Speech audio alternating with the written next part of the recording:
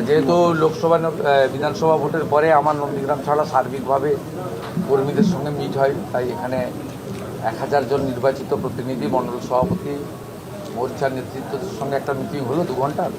তারপরে আমরা ঘণ্টাখানিক বসেছিলাম আমাদের নবগঠিত রাজ্য সভাপতি অনুমোদিত কোর কমিটির সঙ্গে একটা কয়েকটা বিন্দু নিয়ে মিটিং করার জন্য।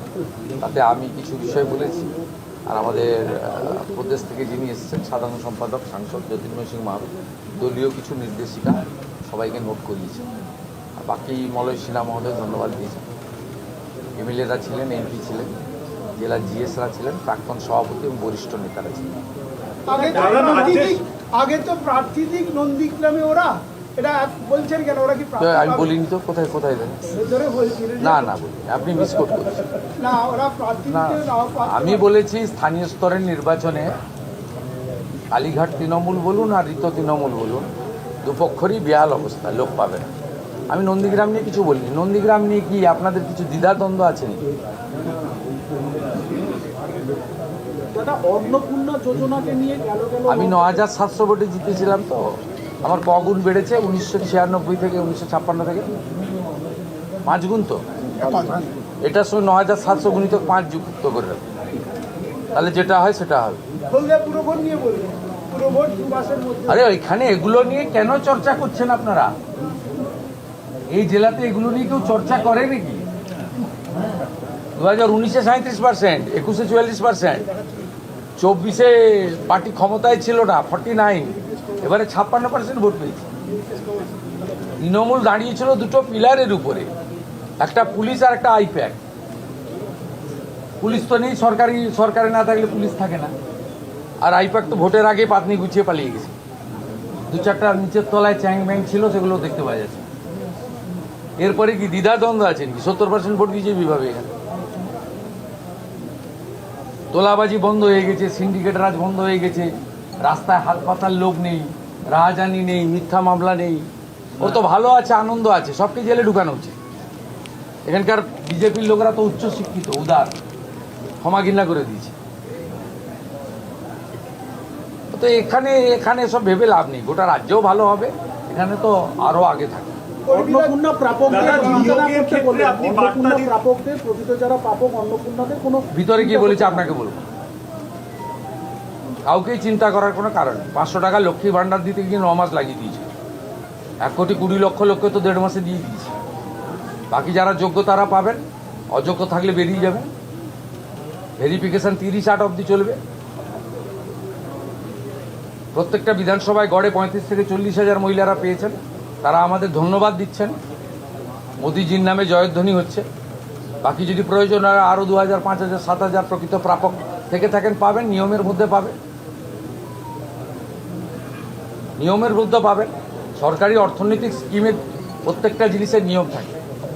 আপনার যদি জল জমি না থাকলে আপনি পিএম কিষাণ পাবেন না। তা আপনি যদি বলেন আমাকে পিএম কিষাণ দিতে হবে, প্রত্যেকটা জিনিসের নিয়ম থাকে। বিশ্বকর্মা যোজনা পেতে গেলে হাতের কাজ জানতে হয়।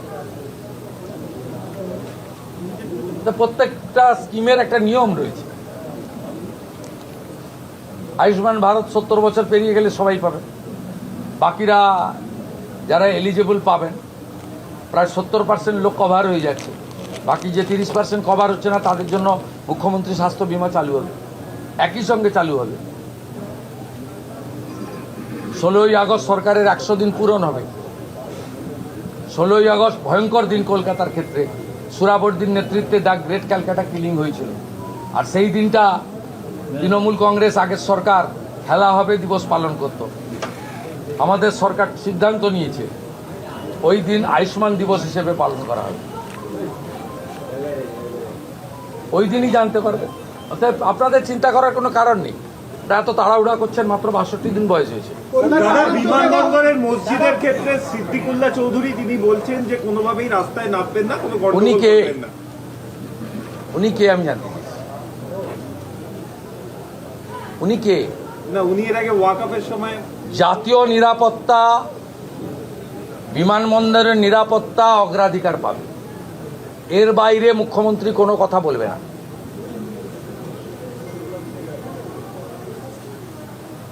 উনি খুব নরম নরম কথা বলেছেন।